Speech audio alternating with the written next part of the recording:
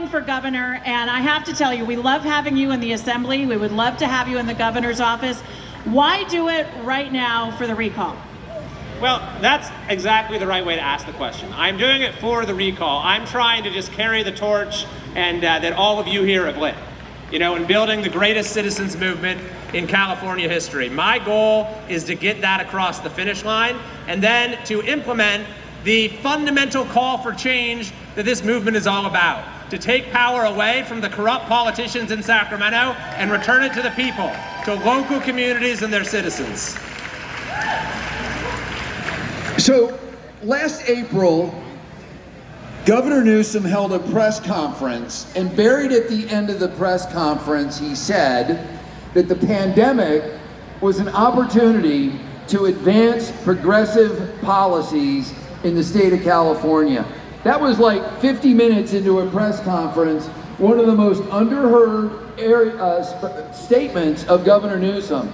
So you heard that, and we watched him implement progressive policies. We watched him take advantage of the pandemic to issue executive orders that exceeded his authority.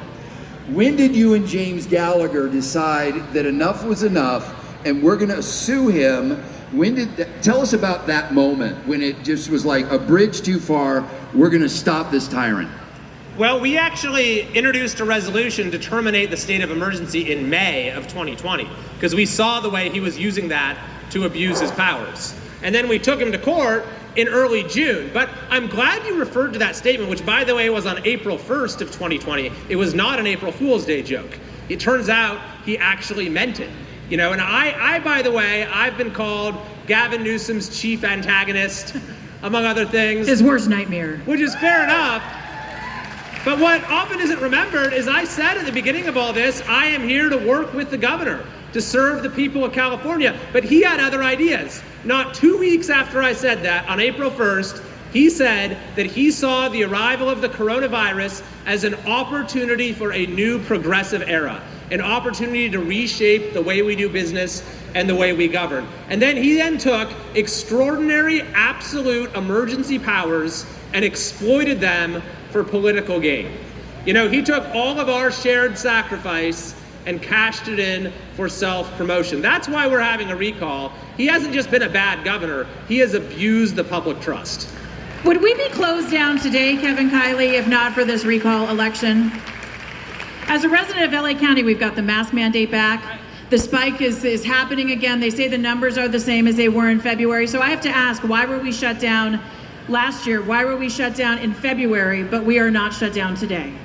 Well, actually, political? The state is clinging to a pandemic mentality That's still, right. with the masks, with the refusal to end the state of emergency. Even Andrew Cuomo in New York has ended the state of emergency, but Gavin Newsom has not. It might be because he's figured out a lot of ways to turn emergency powers into cash, like giving no-bid contracts to his top donors. But your point is very well taken, Jen, that this governor is so political that the recall has probably served to at least rein him in a little bit. I mean, who knows where we would be if not for the recall? But I think that highlights the promise of this movement. Is I've been at the Capitol fighting for 5 years, more so than ever these last 16 months, and I've seen exactly how corrupt it is, exactly how broken our government is. But the recall is bringing a totally new element to the equation.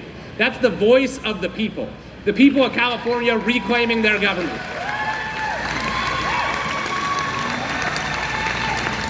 So let's play a little what-if game, because I think it's so important that we fully appreciate the moment that we are in right now, and just think about what would happen on September 15th if only 49 or 48 or 45% of the people in California vote to recall Governor Newsome and he remains in office. That's a very real possibility if we don't do what we have to do over the next 5 weeks in order to get other folks involved in this effort. What happens on September 15th if Governor Newsome is still in office? Well, that's hard to say. I mean, I think that he will feel even less constrained than he does now. But I prefer to look at the other side of the coin. What happens if the recall is successful? And I'll tell you this, for me, on day one, and this is obvious, I end the state of emergency immediately.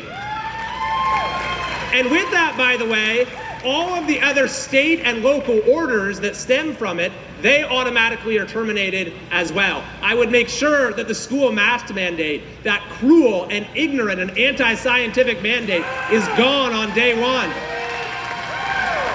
Oh, I want you to notice really quickly the energy that changed when I said, think about what would happen on September 15th if we didn't. And people are like, I don't know if I want to think about that. We can think about it. We're at a I'm not crossroads. going to think about that. And then you turned around and think about what happens if he's recalled and we do the things that you're suggesting. All I want to do is, sometimes you got to use that negative in order to get people to do what we need to do. Oh, sure. But I understand what you're saying. Yes, there's a great opportunity if we recall him. So what else? What else happens? And I want to ask you this question because we just have a couple minutes left. Because we heard about day one. Executive order gone, mask mandate gone, kids get to go to school without masks on. Most important issue to you, your focus, because you'd have about a year and a half in office before you'd have to run again. Biggest issue for you? Well, here's what I would do. First of all, I would say the era of corruption in California is over. The people of California have sent a loud and clear message. And then I'd look at every way that Gavin Newsome has used executive power to violate our rights and diminish our freedoms. And I'd use executive power to restore those rights and protect those freedoms. And then finally, I would call a special session of the legislature, which is recessed, by the way, by the time the recall happens, but the governor under our Constitution can call a special session. And I would throw down the gauntlet. I would say I want to see fundamental sweeping reform legislation when it comes to education and school choice, when it comes to homelessness, when it comes to the cost of living, when it comes to rising crime rates. And if the legislature refused, if legislators remained mired in the era of corruption, then we'd take it to the people of California in 2022. We'd have a wave election that would set our state on a whole new course. How is this sounding to all of you? How do people listening to this broadcast in this room get more information about you, Kevin? KileyforCalifornia.com. It's K-I-L-E-Y. The word for, I know some people like to do the number, KileyforCalifornia.com. KileyforCalifornia.com. I actually have that one memorized from our chats. KileyforCalifornia.com. And we do have time, Don, for one more question. We have 2 minutes. So that means I get to ask the last question. So, Kevin, you have made it through 2 Ivy League schools and with your conservative values intact. So somehow you were able to make it through. A lot of kids are going through our educational institutions in California and their minds are getting worked with progressive policies both in primary and secondary. What do you as governor do in the state of California to push back on the teachers union agenda in our primary education and in academia to change that so that more kids can go through school and keep their values in place? Excellent question. And there are 2 answers to it. The first, good job. That's why they pay him the big bucks. It's his first good one all day. The first answer is school choice. If you have school choice, then families can opt out of all the nonsense that's happening in many of our public schools.